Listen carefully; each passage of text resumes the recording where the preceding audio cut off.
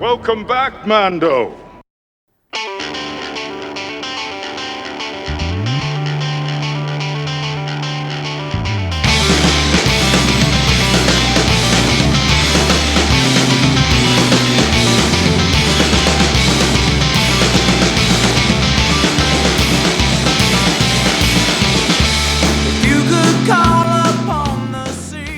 Ho! Greetings, Bucketheads. Mevar Tagar. Welcome to our 305th Bouncing Baby episode of Mandovision. I am your host, Nargai Tom, and thank you so much for checking out this small, independent Star Wars podcast. We're so glad you're here. You know where to find us on the socials at Mando_Vision on Twitter, or X, and Instagram. You can email the show, mandovisiontom@gmail.com. And don't forget about us on Blue Sky. We're over there on Blue Sky, just Mandovision. And hey, make sure you're liking, subscribing, following, and sharing this show with all the Mandalorians in your covert. Bucketheads, we are back for another exciting episode of our Star Wars rewatch series. What a delight. We're picking up some threads from the original Clone Wars episodes. This is a throwback to those episodes, but it's also an episode that we can rewatch nowadays and have a little bit more insight, a little bit more context for what's going on. As we sort of alluded to in that original Clone Wars rewatch episode that we did, this episode has to do with the Inquisitors and their retrieval program for finding Force-sensitive children out in the galaxy and bringing them in. And we also always sort of wondered, well, what was this for? Was this like recruitment? Now we know it had probably more to do with Palpatine and his cloning research so that he could live forever, as detailed in Star Wars The Bad Batch and ultimately into Rise of Skywalker. And so it is kind of fun to rewatch this and now have more information, again, from The Bad Batch into Palpatine's machinations and what he's up to with these kids. You know, it wasn't recruitment, it wasn't join the Inquisitors, let me nurture you and turn you into a great dark side user. No. It's all about me and living forever, because I am the Palpatines, and that is what I shall do. I shall live forever. I don't know why I did that. That wasn't even like a really good Palpatine impression. I just thought it was fun, so I just rolled with it. So let's go ahead. Let's get our particulars out of the way for this week. Giving out all those credits where credit is due, all right? So, this is Star Wars Rebels Season 2, Episode 10, The Future of the Force. Original air date was December 2nd, 2015.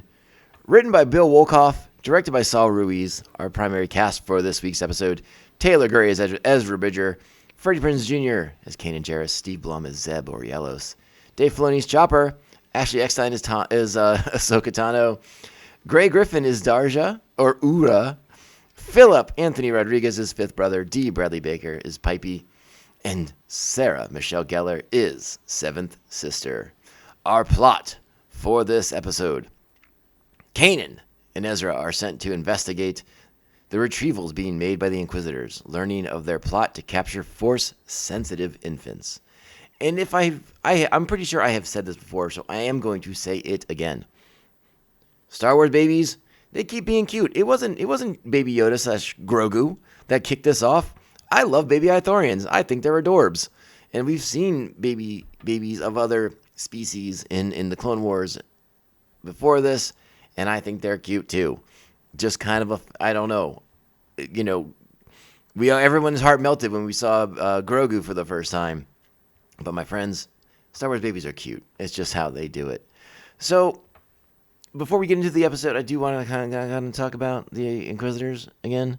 You know, I went on a little thing about this a few weeks ago and a few episodes ago. The Inquisitors just aren't that impressive to me, honestly. So far, they've done nothing really great. They killed a bunch of innocents on this freighter that they board to find the Force-sensitive child. They haven't really handled any Jedi they've encountered thus far. Which is how most of the comics turn out too. I don't know. So I guess they're good for collecting kids. That's kind of it. And not going up against anybody else with the Force. I don't know. Just a thought. But yeah, I do have, and again, I just have inquiring questions about the Inquisitors because there's so much there that I'd like to understand and get some more clarity on, get some answers to. But will we ever? That's a good question because I don't know the answer to it, friends. But let's go ahead, get into the episode. You know what that means. It's time. Strap on your buckets. Let's go. Get out of here. We'll hold them off. You're going to have to relocate the covert. This is the way. This is the way. So as we open the show, we see a shuttle taking off, a passenger shuttle, passenger transport, if you will, leaving a planet, off to who knows where. We go on board, we meet a grandmother and her grandchild. Everything seems okay. Doesn't seem like anything untoward, like they're not on the run. Doesn't seem like that. Just a passenger ship on its way to wherever. They are quickly snatched up by an Imperial Star Destroyer, which, wow, that seems really, really, really illegal, but okay. The Inquisitors on board, fifth brother, seventh sister. One of the passengers foolishly tries to stop them. It doesn't work out so well for him, but it won't work out well for the rest of the passengers either. They eventually track down what they are looking for, which is a Force-sensitive infant named Alora, a human-looking child, named after Alora Denon from Willow. Nice reference there. And then the grandmother can't stop the Inquisitors. The Inquisitors are basically just giant bullies, and they have their way with the normies who don't have any Force powers. And then they kill said normies with their magic rotating, flagging lightsabers of death. The Red Blades. And I feel like this is the first episode where we hear that word, where we hear them referred to as Red Blades. I might be mistaken on that. It just jumped out more prominently to me in this episode than maybe in previous ones. But I kind of feel like this might be the dawn of that term. Maybe I'm mistaken. Don't hold me to it. You know, I don't have a fact checker on the show. I have to do my own research. Sometimes it's not as fruitful as you might think it would be. So the Inquisitors do their thing, and we cut back to Garel, and we very quickly get to the point of everything. This is an episode that moves fairly quickly here. So Ahsoka comes right in, tracks down Kanan, is like, hey, we got some Jedi business to talk about. Let's do it. So Ahsoka and Kanan go to have a little chit-chat. Ahsoka fills them in. She's been trying to monitor communications off of Mustafar so she can learn more about the Sith Lord. And while that's proved somewhat fruitless for her thus far, she has learned more about the Inquisitors and their retrieval program. So she's got two sets of coordinates. She's going to go investigate one of them, while Kanan and Ezra will go investigate the others. That's the deal. And they're like, okay, we'll go bring Ezra in and loop him in. And Kanan's like, hey, don't worry. He already knows. And it's pretty funny when he opens the door and Ezra kind of falls in because he's been dropping that eaves. Good stuff. But yeah, here we go. So Kanan, Ezra, Zeb, and Chopper are going to go to Takabu and track down whatever it is. Now, this is the best part because we know what's going on. We got that cold open with the Inquisitors tracking down Force-sensitive kids. But Ahsoka and Kanan and Ezra, they have no idea what they're looking for. They just have coordinates. And they're just trying to figure out what the Inquisitors want and prevent them from getting it. So they don't know that it's children just yet. So again, Ezra, Kanan, Zeb, and Chopper are going to go to Takabu. And Ahsoka is going to go investigate the other set of coordinates that she has. A piece of information to mention here is this neighborhood that they go to on Takabu is I don't know if it's affectionately referred to as Hammertown, but it's referred to as Hammertown in the script because it's been populated by Ithorians, also known as Hammerheads from 1977, Star Wars, the original A New Hope. Now, I suppose, but in modern context, referring to Ithorians as Hammerheads is somewhat derogatory and probably very bigoted. So I don't know. I don't know if you want to throw that term around, Hammertown and Hammerhead and those kind of things. You might upset an Ithorian very, very quickly. That may not be cool these days to refer to the Ithorians in such a fashion. So Ahsoka goes off to investigate her coordinates, and she comes across the derelict freighter. She boards said freighter, finds signs of lightsaber battle. Battle's a strong word, but lightsaber usage, and comes across the grandmother of Alora. And this is where Ahsoka realizes that the Inquisitors are abducting force sensitive children, and that reminds her of what happened back during the Clone Wars. Meanwhile, on Takabu, Zeb and Chopper, they're sent to look for signs that the Inquisitors are there. So they come across their ties, and they're gonna disable the ties. That's sort of like the plan. It's like, hey, let's disable these ties. When they hear a baby wailing, crying, wooing, I don't know. They hear a baby, and they go and investigate, and they just find a baby chilling in a TIE fighter. Okay. They decide they're going to take said baby because, like, why would the Inquisitors have a baby? That seems weird. So let's take this baby, but we're still going to blow up their ships. So they do. But they find baby Alora, and now baby Alora's been recovered. This seems weird to me, right? Like, the Inquisitors grab this transport, this freighter, via a Imperial Star Destroyer. Why not keep baby on said Imperial Star Destroyer instead of keeping it in your TIE? That seems odd to me. Like, you would, like, maybe want to assign some desk officer to watch a baby for you. Again, interesting choices made. Meanwhile, Ezra and Kanan, they find Ura, the Ithorian mother, and learn that the Red Blades took her child, Pipey, and they're like, well, that's weird. It takes Kanan an insanely long amount of time to figure out that the Inquisitors are collecting Force-sensitive children. The revelation's nice when it occurs, but at some point, why is Kanan like, why do they want these kids? That's weird.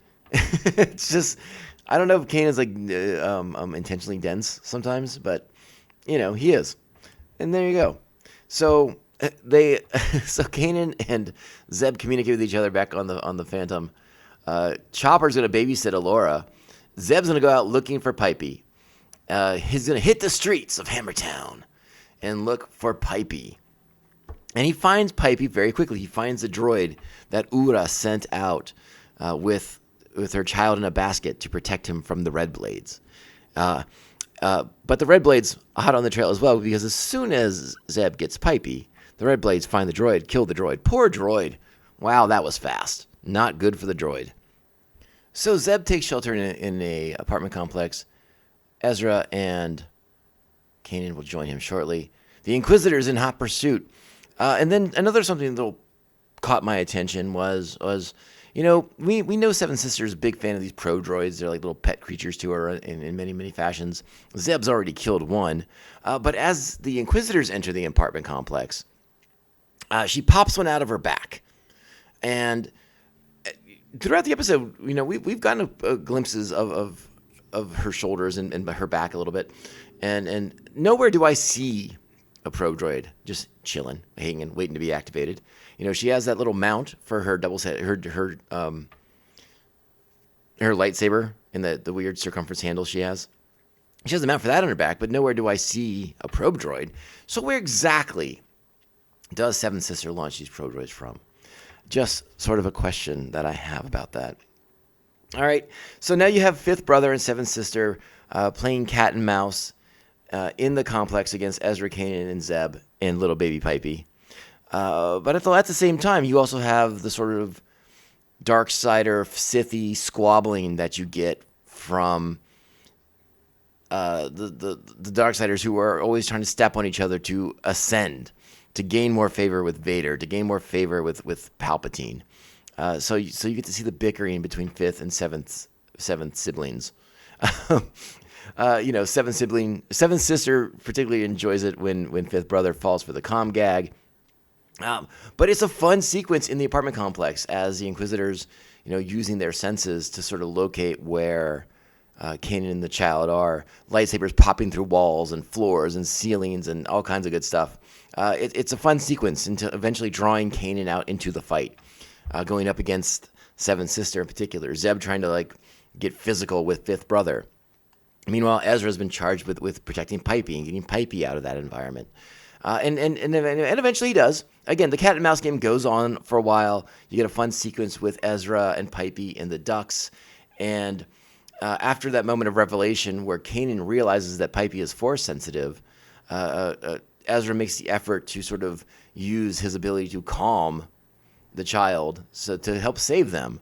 And again, it's sort of like a funny moment of realization that it's a Force-sensitive child that the Inquisitors are after, but it is. It happens, and to Ezra's credit, he does what he needs to do at that point, and they get out. And Ezra, being sort of like the overconfident child that he is, doesn't realize, doesn't take note that, you know, Seven Sister and her pro droid predilection probably has one hanging around somewhere. So he talks about, hey, you and your mom can come and live with us on Gorel. Well, probe droid overhears that, and you know that's going to come back and bite him in the booty. So we cut back into the apartment where Zeb and Kanan are scoring off against Seventh Sister and Fifth Brother. And it's not going well. Kanan's holding his own, but he's clearly a little overmatched here, and Zeb's definitely overmatched here. So they make an exit through a window, land into a speeder, and then we have a nice speeder pursuit through the streets of Hammertown, as it is known, not by me. I would never do that. And it's a fun little speeder chase, very familiar speeders. We recognize them from the Phantom Menace. We recognize them from other things in Star Wars. So a lot of fun on that regards. And it's a race to the docking bay at that point. It's like, let's get back to the Phantom and get the heck out of Dodge before the Inquisitors can pursue. So let's recap here a little bit here. The rebels have stolen 2 Force-sensitive children from the clutches of the Inquisitors, and now they must make their escape. At this point, prior to the speeder chase, Seventh Sister calls for Imperial reinforcements. So keep that in mind as we move forward here, because they race back to the docking bay. Ezra can't get in. Chopper's locked him out, protecting Allura and the Ghost, Phantom. And now Kanan is going to try and hold off these 2 Inquisitors that we've already seen him outmatched with. Zeb thrown against the wall. Ezra trying to protect Pipey so he's not getting too involved here. But it's not long before Kanan is overmatched and sent to the ground, sprawling and useless. And it's through the double doors, the opening of the docking bay. The doors peel apart, white light spills out, and stepping forward from the light, Ahsoka Tano. And Ahsoka Tano does something we haven't seen her do just yet in Rebels. She engages 2 white lightsabers. And it is a pretty cool moment, a pretty rad visual as well. Now, initially, I think a lot of the fandom went with the idea, the notion that Ahsoka had these white lightsabers to symbolize her separation from the Jedi. You know, she wasn't Jedi, she wasn't Sith, she was her own thing, and that's what these white-bladed lightsabers meant. In the intervening years, again, we can now recontextualize these things, because we learned that when Ahsoka was in hiding, when Ahsoka was trying to lay low, an Inquisitor came for her, and she reforged her lightsabers with the crystals she took from a Sith Lord, and she did the inverse of what the Sith do with the bleeding of the Kyber crystals to make them red. She repurified these crystals, and they became white, and that kind of became like her signature move. So now we know that moving forward with Ahsoka and how she rolls. And we get into a great lightsaber battle between her, Seventh Sister, and Fifth Brother, and Ahsoka more than a match for both of them. I mean, remember, Ahsoka is, in many regards, like the ultimate, as far as like a trained lightsaber warrior, because she was trained in the time of the Clone Wars. You know, she wasn't a Padawan from peacetime. She is a wartime Jedi. And so combat is second nature to her, for better or worse, as they tried to explore in the Ahsoka series. So she does very, very well against Fifth Brother. He's clearly a clod. And it's a little bit more fun with Seventh Sister. And she whips out a new move where she catches Seven Sister's lightsaber by the hilt and depowers it. Pretty cool move on Ahsoka's part. And Ahsoka thinks she has the upper hand, thinks the battle's over, thinks the day is won. And that is when the Imperial reinforcements come rolling in, and Seventh Sister believes she has regained the upper hand. But not so fast, my friends. It's not about killing people and standing over them and lording the glory of it all. No. The rebels make their escape. The Ghost takes off from the docking bay. hangs out close enough for Ahsoka to make a couple jumps, and then she's on board, and they rocket away to safety, back to Garel, with Ura and Pipey and Alora in tow. The day is won. Everything's great. Everyone's happy. Oh, no. Don't forget, Ezra spilled the beans, and one of Seven Sisters' probe droids picked up said beans and took it back to Seven Sister to report that, hey, they're hanging out on Garel. And now we know the Inquisitors will be coming for them. And I can't wait to see what happens next, because it can't possibly be that much fun for the Rebels. What a good episode. So much fun with this one. Again, I think my enjoyment of this episode goes up from when I initially watched it, because now we have so much more information about what's going on with these kids.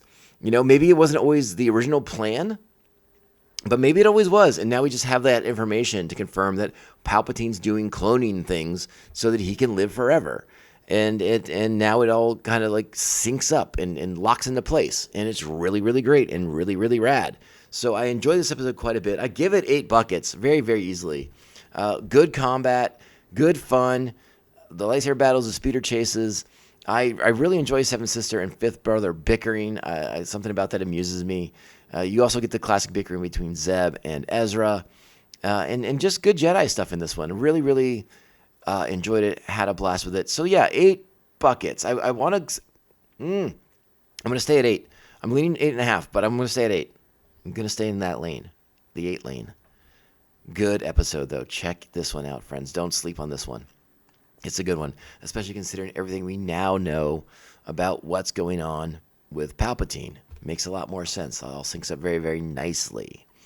But with that being said, Bucketheads, that is our episode for this week. Hey, thank you so much for being here, being supporters of this podcast. We truly, truly, truly appreciate it and you taking the time to support us and download us, stream us, whatever it is you do. Make sure you're liking, subscribing, following, and sharing the show with all the Mandalorians in your covert. Please, please, please share the word. Spread the love of this podcast. Reach out to us on the socials at Mando_Vision on Twitter /X and Instagram. MandoVision at Blue Sky. And you can email the show too, mandovisiontom@gmail.com, if you want to get into it with me about something. And by into it, I mean just like, a fun discourse. Nothing, don't be mean. Don't be mean. It's okay. All right, Bucketheads, we're in the countdown to the return of Andor. We're going to keep the weeks going here with all the Star Wars news and anything coming out between here and there. I know Celebration's coming up. We expect big announcements during Celebration. And there's a lot of stuff going on with the comics right now. It's a fun time to be a Star Wars fan. But yeah, the countdown to Andor is kind of first and foremost on our minds. But yeah, we're going to be here rewatching Rebels right up to that point. So stick with us here on the Mandovision podcast. We appreciate you so, so much. Bucketheads, please go out there. Continue to be the amazing Star Wars fans that I know you are. Be kind, supportive, understanding, and embracing of the insanity out there. Embracing of other people's ideas involving Star Wars craziness. It's okay. We don't all have to agree, but we have to be respectful. And that is how discourse should work. It's how a conversation starts, my friends. All right, so go out there, be great Bucketheads. You're the best. I love you. Let's talk next week. And remember, in the meantime, this podcast, my friends, it only ends one way. This is the way. This is the way. This is the way. This is the way. You expect me to search the galaxy for the home of this creature and deliver it to a race of enemy sorcerers? This is the way.